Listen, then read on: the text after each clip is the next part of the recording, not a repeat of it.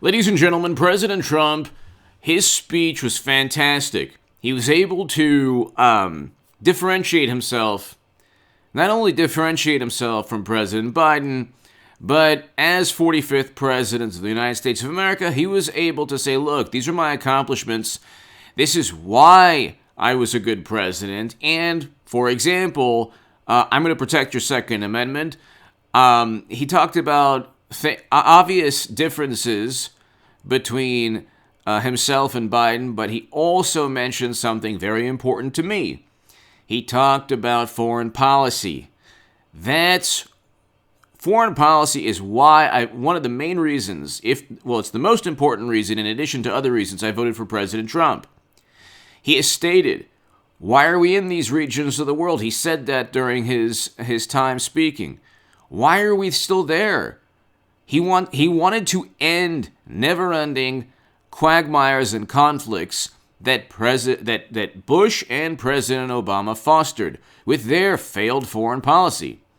He had to, within 4 years, getting framed and set up, and we're going to get to that in a second, and with media, virtually all of media against him, and even his own political party against him, he tried to reverse 16 years of failed foreign policy decisions, from President Obama's debacle, an absolute catastrophe in a NATO intervention in Libya that turned that country into a failed state.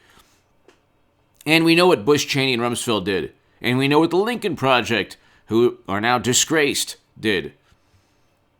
And by the way, it's not only Lincoln Project. The governor of New York, another rival of President Trump's, is also pretty much done politically. That's the writing's on the wall with New York's governor in terms of politics. Democrats are after him.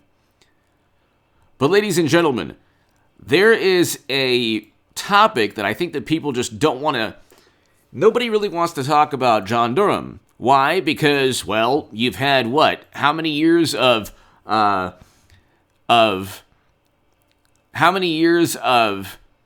Jeff Sessions and Michael Horowitz and the IG report and basically you had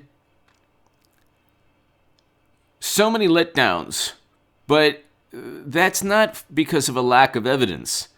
That's not because everything was done above board. You did have Kevin Kleinsmith. He was indicted and charged. He didn't get jail time or prison time. The issue is not, you shouldn't look at this and say, nothing's ever going to happen. I think President Trump at least got one major victory in terms of justice. It is a special counsel. I want to read you this really quickly. Lawfare. How do you solve a problem like John Durham? Lawfare is a very establishment, liberal Democrat, establishment, never Trump Republican publication. And it's like a legal / intelligence focused publication, Lawfare. Okay? I'll put the link below.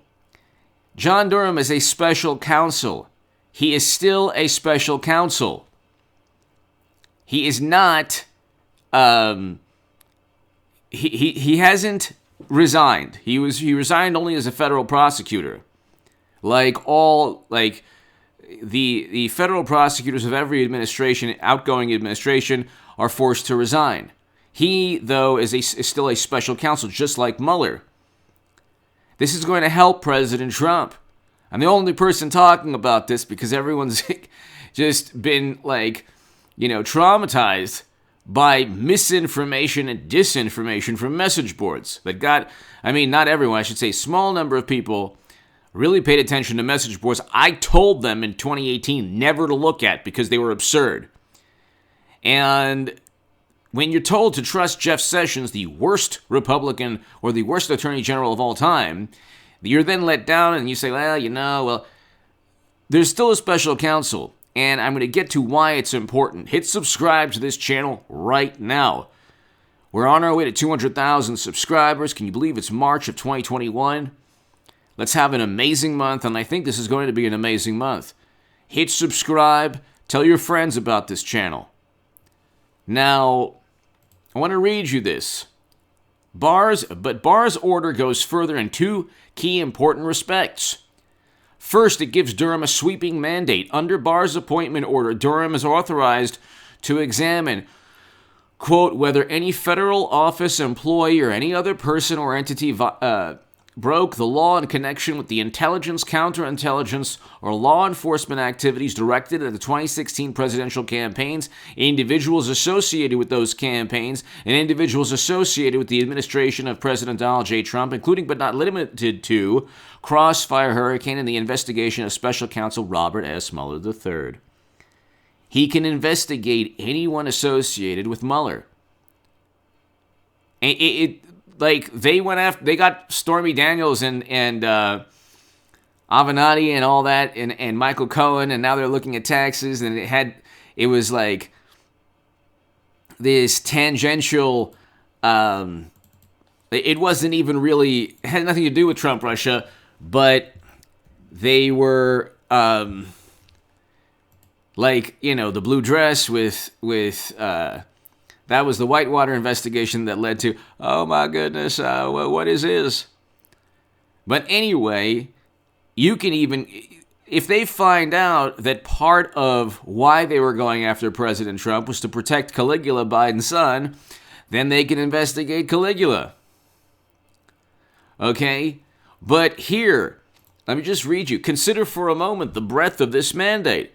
Durham gets to look not merely, and this is the article, how do you solve a problem like John Durham? This will help President Trump not only take over the Republican Party completely in 2022, with every never-Trumper primaried out of government, but in 2024, he's going to run again. Consider for a moment the breadth of this mandate. Durham gets to look not merely at whether anyone broke any law in connection with the origin or conduct of the Russia investigation during the campaign, but whether anyone in the Mueller investigation broke any law at any time. A matter about which there's been no public suggestion of any kind. Of course there's been a public suggestion. It just hasn't been in liberal publications.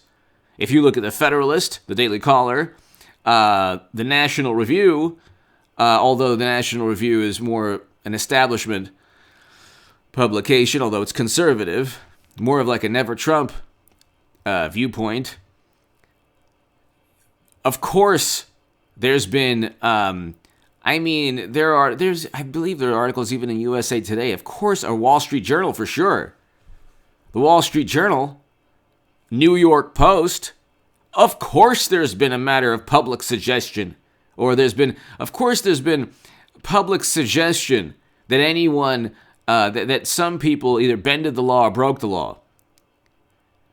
I wrote about this in the Federalist. You can look at my writing on the Durham probe, which is still ongoing as a special counsel. I'm reading this right now.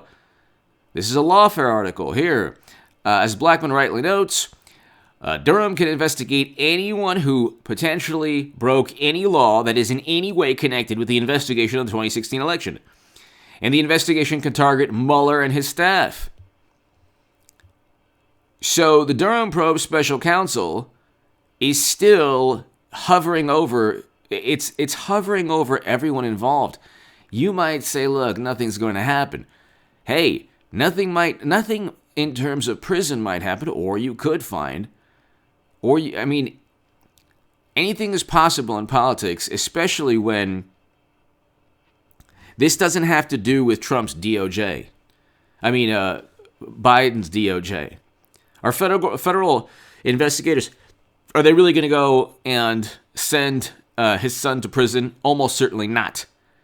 Okay? Are these topics going to be so... There's so much to investigate. Okay? They get away with so much that at a certain point, there's like a tipping point. You can't always evade a pile and a mountain of evidence pointing to obvious, obvious political, investigations that are conducted because of politics, because of political bias, for example, in this case. Peter Strzok has text messages. We'll stop him. We'll stop Trump. That's what he was saying. We'll stop it. And then he says, well, I don't remember saying it. And then the Michael Horowitz, I don't even think even had that text when he said, oh, yeah, there was no bias. Well, maybe with Strzok there was. Because of everything else he was talking about. But it's not just that. It's the dossier, the Steele dossier, purchased by Clinton. You can't just... there's no precedent for this. But again, it's probably not... Look, the Steele dossier, the fact that it was purchased by Clinton, the fact they had no evidence, all of these things, they were able to circumvent justice or legal repercussions. But you don't know what other emails are out there. You don't know what other incriminating evidence points to even more overt political considerations. You just don't. There's an investigation, okay? The Durham probe special counsel and John Durham and William Barr both stated that they disagreed with the IG assessment that there was no political bias. William Barr, who wasn't always backing President Trump, John Durham, who's still a special counsel, both disagreed when the IG said, well, we couldn't find any political bias. They're not, the IG is not going to, I don't know what it takes. I don't know what it would take for the Michael Horowitz, the Inspector General, to find bias when there's obviously political bias. The fact that James Clapper and Brennan and Comey and Lisa Page were all on MSNBC and CNN and given the most favorable coverage in the New York Times and the Washington Post, that should kind of point to political bias right there. Their text messages alone point to political bias. The fact that they utilized opposition research from Trump's direct political rivals without any hard evidence that he did anything wrong. And they investigated him for 4 years. And then when they eventually found out there was no evidence at all. The whole thing was fabricated. There were no Facebook ads that swung the election. Facebook ads and Twitter bots didn't give Trump a victory over Clinton. There's no evidence of that.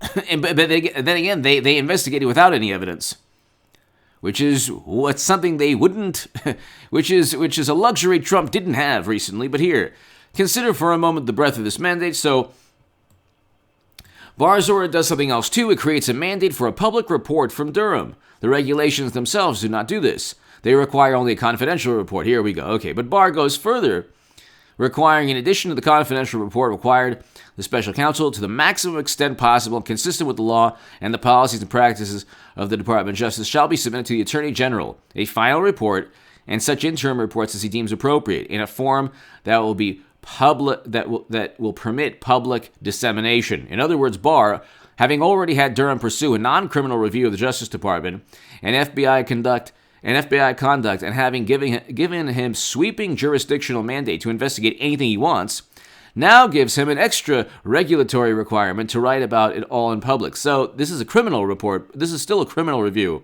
It's not a special counsel. It's not a non-criminal review. Because they already indicted somebody, Kevin Kleinsmith, under crimes or a crime. There's a third clever thing about Barr's appointment order for Durham. On the surface, at least, it closely resembles the appointment order for Mueller himself. So,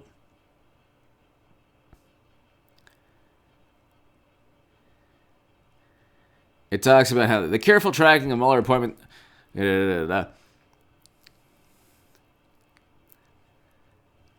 So he can't be fired. So this basically says he can't be fired unless he obviously breaks the law or does something, egregious.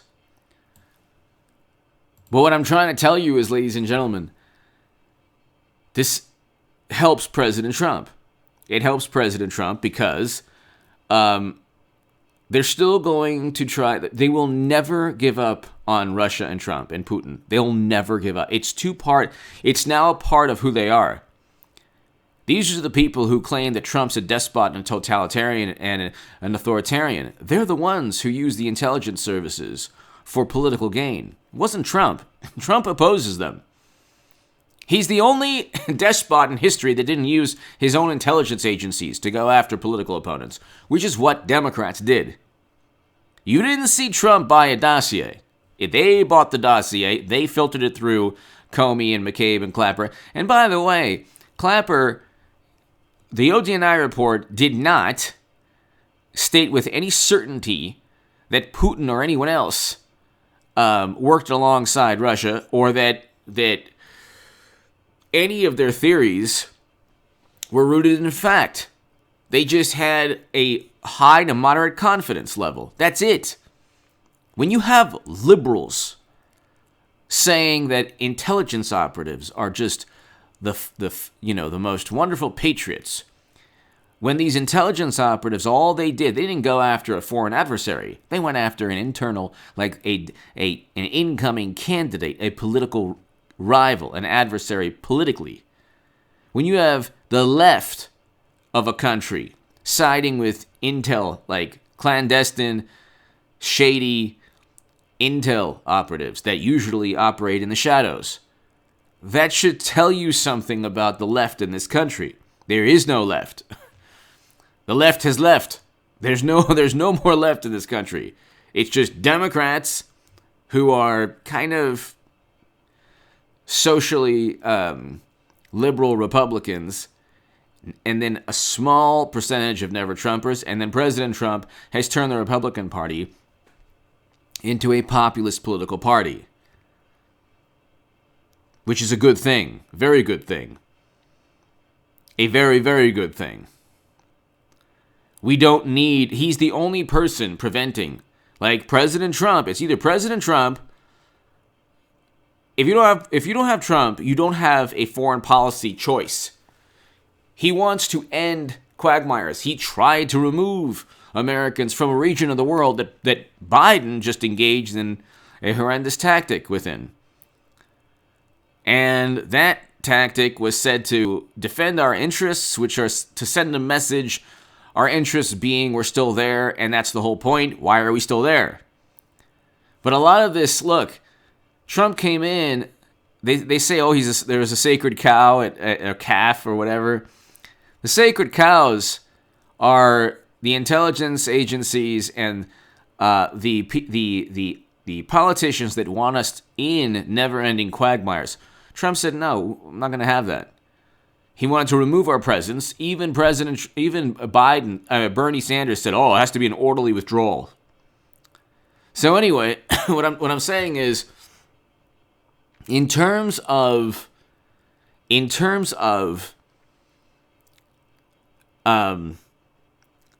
his run in 2024 and taking back the House, you're going to have a special counsel, ladies and gentlemen, that will uncover a whole lot more than we could ever have imagined.